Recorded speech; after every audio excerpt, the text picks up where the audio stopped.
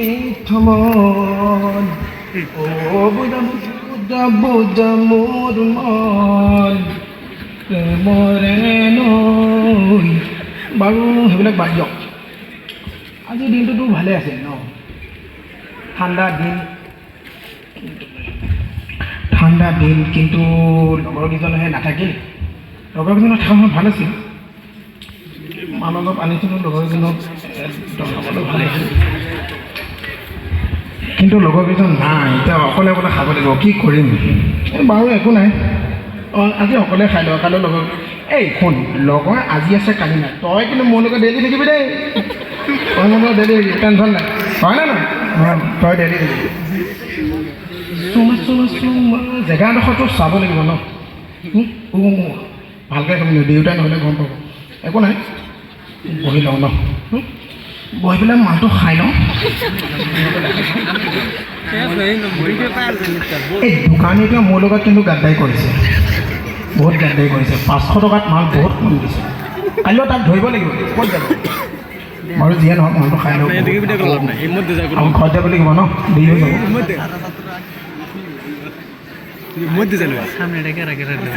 এই মালটো বহুত কাঢ়া দেই মালটো বহুত কাঢ়া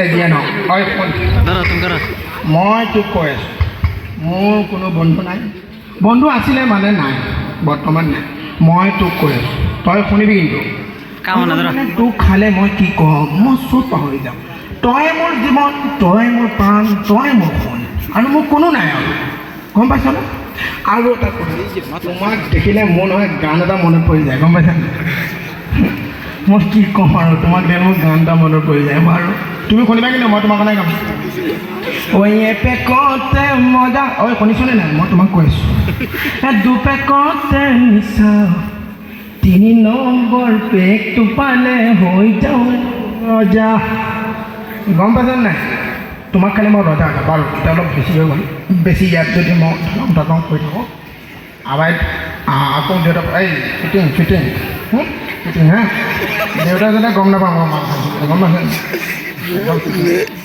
দেউতাই কিন্তু নাজানে দেই তোমাক যে মই খাওঁ মই লগত পেৰা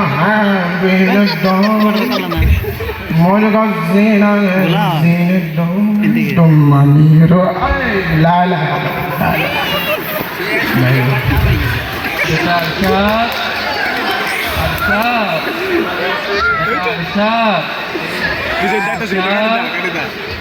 ও বেটা আৰশাদ তুমি ক'ত আছা বেটা আৰশাদ ও ল'ৰাটো আৰশাদ ভাইটি মোৰ ল'ৰাজনক দেখিছিলা নি হয় আপোনাৰ ল'ৰাজনক দেখিছিলোঁ সি মদ খাই কেনে পৰি আছে ক'ত মোৰ ল'ৰাটো ইমান বেয়া নহয় মই মোৰ ল'ৰাটোক ইমান বেয়া বনোৱা নাই আৰু মই তাক বৰ ভাল শিক্ষা দিছিলোঁ সি ইমান বেয়া বস্তু নাখায় নহয় খুৰা আহক খুৰা আপুনি মোৰ লগত আহক মই দেখাই দি আছোঁ শুনাচোন চাওঁ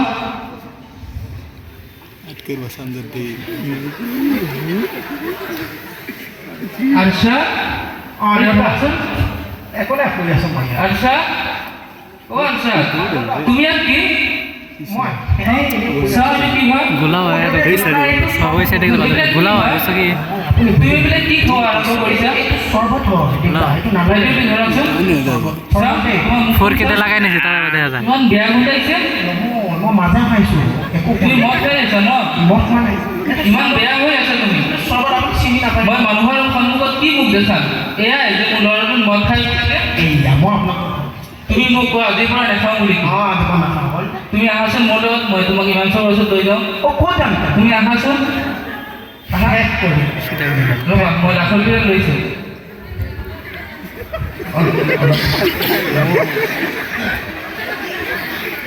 দেউতা আপুনি এনেকৈ ঘূৰি নুফুৰিব দেই বাটে আপুনি বুঢ়া মানুহচোন গম পাইছে নাই আপুনি বুঢ়া মানুহ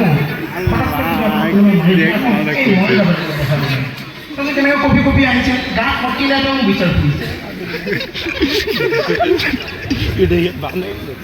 আসসালামু আলাইকুম খুৰা ভালে আছেনে আপুনি হয় ভালে আছে কিবা কাম আছিল নি আপোনাৰ কাম মানে মই অকণ বহি লৈছোঁ বহি ল'ব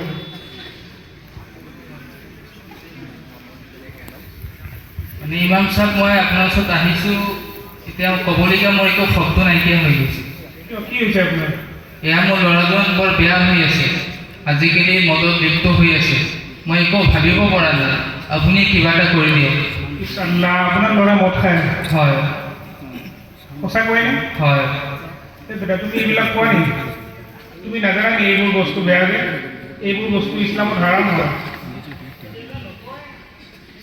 আচ্ছা যি হ'ল হ'ল এতিয়া তুমি এইবোৰ বাদ দিয়া তুমি এতিয়া তৌবা কৰিব লাগিব দেউতা মই তৌবা কৰিব লাগিব কিবা হয় বাৰু তুমি এতিয়া তৌবা কৰিব লাগিব তুমি মোৰ লগে লগে ক'বা হে আল্লাহ মই আজিৰ পৰা কোনো ধৰণৰ গুনাহ নকৰোঁ বিশেষকৈ মই মদৰ পৰা আঁতৰি থাকিম খুৰা এতিয়া আপুনি এটা কৰি লওক বলক যাওঁ আৰু এনেকৈ ৰাস্তা ঘাটে ঘূৰি নুফুৰিবি মই ভালদৰে কৈছোঁ ৰাস্তা ঘাটে ঘূৰি নুফুৰিবি বুঢ়া মানুহ মাৰি থৈ দিব কেনেকৈ ঘূৰি ফুৰে লাখুটিডাল লৈ পটককৈ পৰিবলৈ কি হ'ব কচোন তুমি ইয়াত বহাচোন আপুনি শুনক মোৰ লগৰ এটাই কল কৰিছে তুমি বহাচোন বহা পাইছিলা শুনক মই বহি কৈ আছোঁ লগৰ এজনক কল কৰিছে মানে সৰু কাম এটা যাম আৰু আহিম নহয় তুমি এতিয়া ৰেষ্ট লোৱাচোন ইয়াত বুক এটা যাম আৰু আহিম আপুনি টেনশ্যন নল'ব আপুনি অলপ আৰাম কৰক জলদি আহিবা দেই মই ইয়াতে আছোঁ ঠিক আছে ঠিক আছে মই আহিম এই যোৱাকালিতো মাল খাব দেউতাই গম পালে কি কৰিবা আৰু জীৱন লগতে থকা গম নাপালে মাল খাওঁতে মানে অলপ গোন্ধ পালে ন বটলটো খাই গ'ল কি কৰিবা আৰু বটলটো ক'ত কিন্তু দেউতাই যে নাজানে মই যে ডাকছোঁ মাৰোঁ দেউতাই ভাবিছোঁ অলপ খিয়ালি হাম বৰা খিলাৰি হয় দেউতাই নাজানে কি ক'বা এইবিলাক বুঢ়া মানুহ বুজিয়ালেও নুবুজে অঁ এই বেজীটো ক'ত থৈছিলোঁ এই এইটো বহুত দাম দেই এই মই যাম তুমি আছা মানে ঠিক আছে আজি তোমাক মাৰি নহয় ইয়াৰ মাজে আৰু কথা আছে মোক ইমান যাবে কি কৈছে মদ খোৱাটো হাই মদ খাব নাপায় মই তৌবা কৰিছোঁ নাই নিজৰ মদটো নাখাওঁ দেই এই তোমাৰ কথা কোৱা নাই তুমি টেনশ্যন নল'বা ভালকৈ কিন্তু যিয়ে নহয় আজি কিন্তু তুমি অলপ কণ্ট্ৰল কৰিবা দেই তুমি অলপ কণ্ট্ৰল কৰিবা গম পাইছা নাই নহ'লে আকৌ দেউতাই গম পাব বেছি দেৰি কৰিব দেউতাক কৈ থৈছোঁ জলদি যাব লাগিব ৰাস্তাটোচোন দুটা দেখা পাইছোঁ মই ঠিকে আছে এইটোৱে ৰাস্তা মই কওক পেইনা পেইনা মই কওক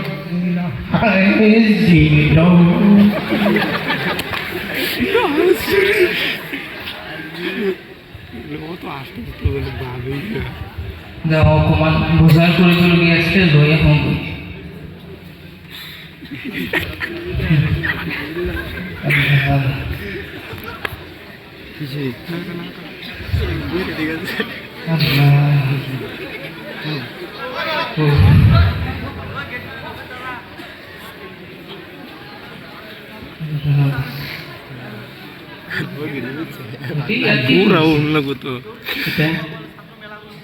বহি আছিলোঁ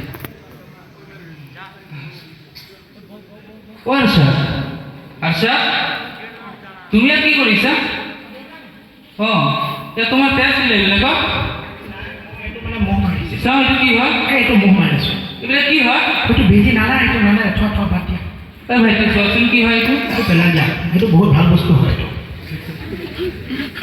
এইটো মাৰিলে ভিটামিন হয় অঁ এইটো ড্ৰাগছ হয় অঁ এইটো বৰ ভয়ানক বস্তু যিয়ে মানুহক ধ্বংস কৰি দিয়ে আৰু মৃত্যুৰ মুখলৈ লৈ যায়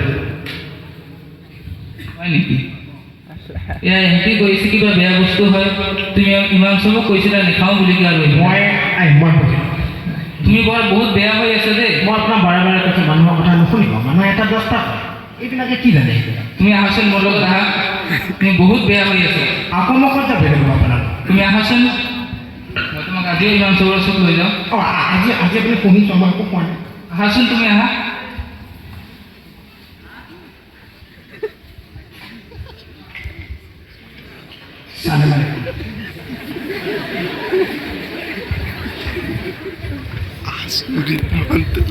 আসসালামু আলাইকুম আকৌ কিবা কৰিলে নে আপুনি ল'ৰাই ৱালাইকুম আসসালাম মানে পঢ়ি লওকচোন আপুনি এই ল'ৰাটো মানে ৰাস্তাত পৰি আছে কিবা এটা বস্তু লৈছে বুলি কৈ মই চিনি পোৱা নাই বহুত মানুহে কৈ আছোঁ কিবা ড্ৰাগছ নে কি হয় বুলি কৈ এতিয়া কি কৰা যায় মই একো চিন্তা কৰি পোৱা নাই কিছুদিন আগত সি মদ পান কৰিলে আজি আকৌ ড্ৰাগছ লৈছে হয় এতিয়া মোৰ কৰিবলৈ একো নাই আপুনি এতিয়া ইয়াক লৈ যাওক মই সভাপতি চাহাবৰ লগত কথা পাতিম কি কৰিলে ভাল হয় আপোনাক মই জনাই আছোঁ পিছত ঠিক আছে আপুনি যাওক এতিয়া সভাপতি চাহাব কওক গাঁৱৰ অৱস্থা বৰ বেয়া কিবা হৈছে জানো যুৱ সমাজ অতি সোনকালে বৰবাদ হৈ যাই আছে মদ পান কৰি আছে ড্ৰাগছ লৈ আছে আমি অতি সোনকালে কিবা এটা কৰিব লাগে বলা আমি জনগণৰ মাজত এটা সজাগতা সভা দি দিওঁ য'ত নেকি অসম বিখ্যাত ডক্টৰ থাকিব আৰু অসমৰ IPS বিষয় থাকিব এইটো কেনেকৈ হয় ঠিকে আছে এয়াই কওক আপুনি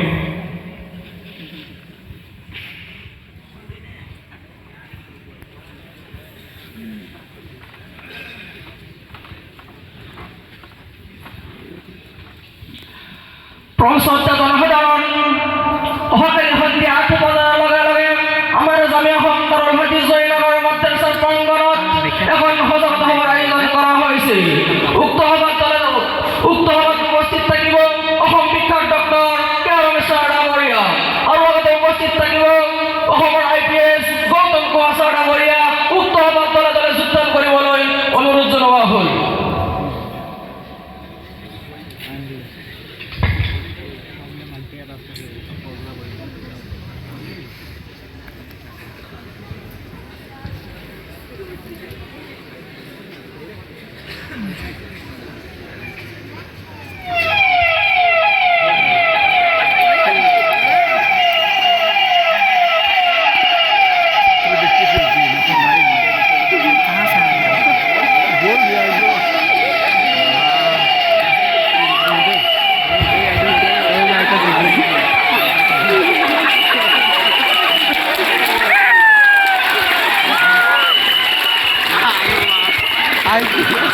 ধন্যবাদ আমালোকৰ আমন্ত্ৰিত অতিথিসকল অসমৰ IPS গৌতম কুমাৰ ছাৰ ডাঙৰীয়াক আহ্বান জনাইছোঁ আমাৰ মঞ্চত উপস্থিত হ'বলৈ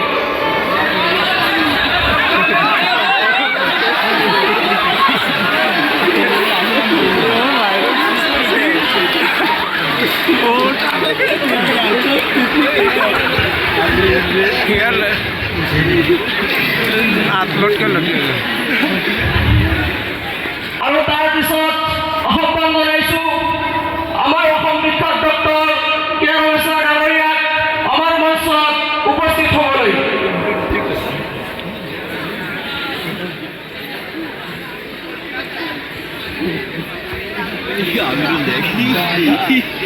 Oh my God.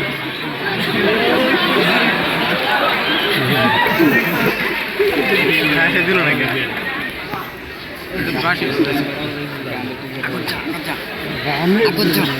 তুই যাইবেন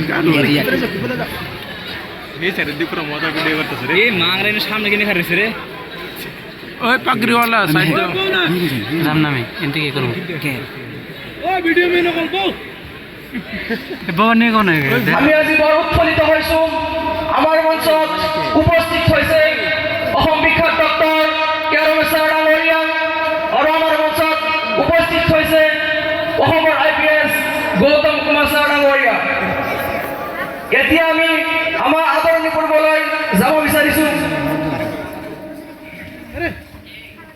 আজিৰ এই সভাৰ সভাপতি চাহাব মুখতাৰ আহমেদ চাহাবক এখন ফুলাম গামোচাৰে আদৰণি জনাব মহম্মদ জাকিৰ হুছেইন চাহাবে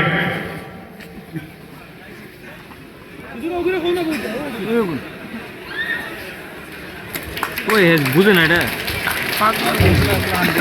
ধন্যবাদ এতিয়া আমাৰ মঞ্চত উপস্থিত থকা অসম বিখ্যাত ডক্টৰ কে ৰমেশ্বৰ ডাঙৰীয়াক এখন অসমীয়া ফুলাম গামোচাৰে আদৰণি জনাব আমাৰ অভিনয়ৰ সদস্য ইৰতিন বাই ডাঙৰীয়া।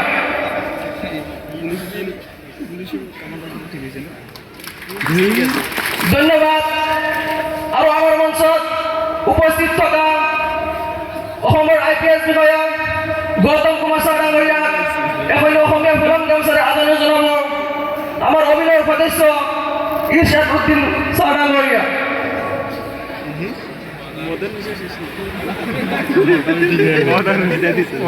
ধন্যবাদ। আৰু আমাৰ মঞ্চত উপস্থিত থকা আমাৰ সমাজৰ ইমাম সাহেব হযৰত মৌলানা মুফতি আব্দুল্লাহ ফাৰুকী ছাৰ ডাঙৰীয়াক এখন অসমীয়া ফুলাম গামোচাৰে আদৰণি জনাব আমাৰ অভিনয়ৰ সদস্য আনৱাৰ হুছেইন ছাৰ ডাঙৰীয়া।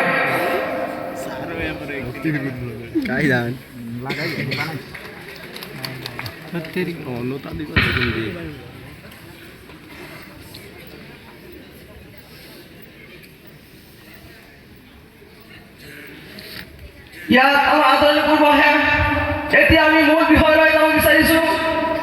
আমাৰ মঞ্চত উপস্থিত থকা অসম বিখ্যাত ডক্টৰ কে ৰমেশ্বৰ ডাঙৰীয়াক আহ্বান জনাইছোঁ আপুনি আপোনাৰ বক্তব্য আগবঢ়াবলৈ।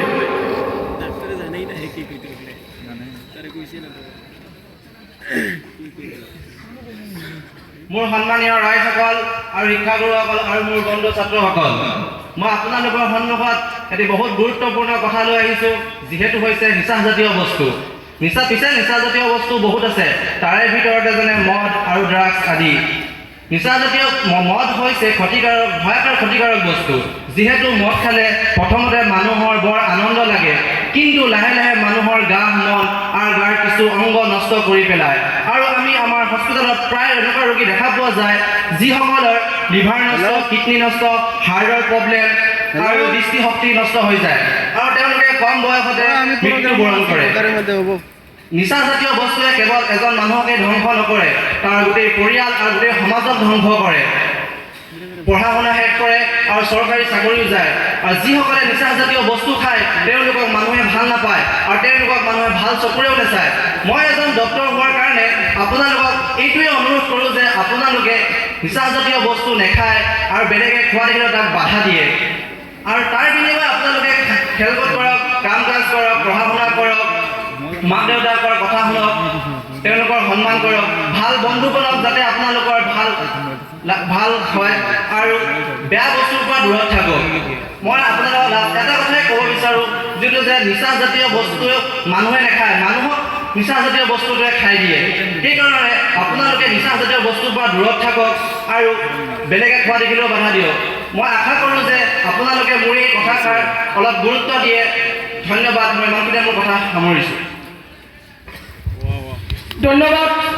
আমাৰ অসম বিখ্যাত ডক্টৰ কে ৰমেশ্বৰ ডাঙৰীয়া বৰ মূল্যৱান কথা ক'লে। আমি আশা কৰোঁ গোটেইকেইটা কথা আমি মানি চলিম বুলি। তাৰপিছত আমাৰ মঞ্চত উপস্থিত হৈছে অসমৰ IPS গৌতম কুমাৰ ছাৰ ডাঙৰীয়াক আহ্বান জনাইছোঁ আপুনি আপোনাৰ বক্তব্য আগবঢ়াবলৈ।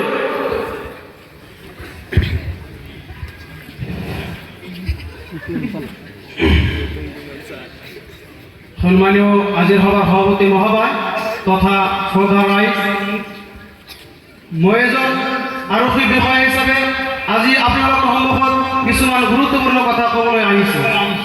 মাদক দ্ৰব্য বা ড্ৰাগছ আজিৰ সময়ত সমাজৰ এটা ডাঙৰ বেমাৰ। ই কেৱল এজন মানুহ নহয়, এটা সম্পূৰ্ণ পৰিয়াল তথা সমাজক ধ্বংস কৰি পেলায়। প্ৰথমতে ই মদত লাগে, কিন্তু পিছত এই মদাই মানুহক নৰকলৈ লৈ যায়, স্বাস্থ্য নষ্ট হৈ যায়, মন শক্তি হেৰুৱাই জীৱনৰ সপোন কৰি শেষ হৈ যায়। আইনৰ দৃষ্টিত ড্ৰাগছ অতি গুৰুতৰ অপৰাধ। NDPS Act 1985 অনুসাৰে মাদক দ্ৰব্য বেচা কিনা বা ইয়াৰ ব্যৱহাৰ কৰা শাস্তিযোগ্য অপৰাধ। ইয়াৰ শাস্তি বহু বছৰ জেল আৰু ডাঙৰ জৰিমনা। বহু যুৱকে এটা ভুল সিদ্ধান্তৰ বাবে নিজৰ সম্পূৰ্ণ ভৱিষ্যত নষ্ট কৰি পেলায়। মই আপোনালোকক এটা কথা স্পষ্টকৈ ক'ব বিচাৰোঁ, ড্ৰাগছ কেতিয়াও সমাধান নহয়, ই কেৱল সমস্যাই সৃষ্টি কৰিব পাৰে। যুৱ সমাজ দেশৰ শক্তি ভৱিষ্যত। যদি যুৱ সমাজ নষ্ট হৈ যায়, দেশৰ দুৰ্বল হৈ পৰে। গতিকে আমাৰ দায়িত্ব নিজে ড্ৰাগছ নলওঁ, বন্ধু ড্ৰাগছ লৈ থাকিলে বুজোৱা, সমাজৰ ড্ৰাগছ বিৰোধী মাত তোলা।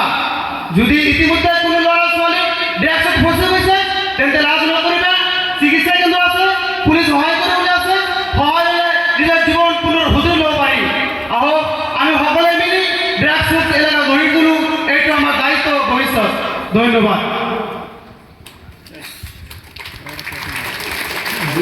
ধন্যবাদ আমাৰ আৰক্ষী বিষয়া বৰ মূল্যৱান কথা ক'লে। যিবিলাক মানুহে ড্ৰাগছ খালে মদ পান কৰিলে কি হয় আইনৰ দৃষ্টিত সেইটো ধৰণৰ কথা ক'লে।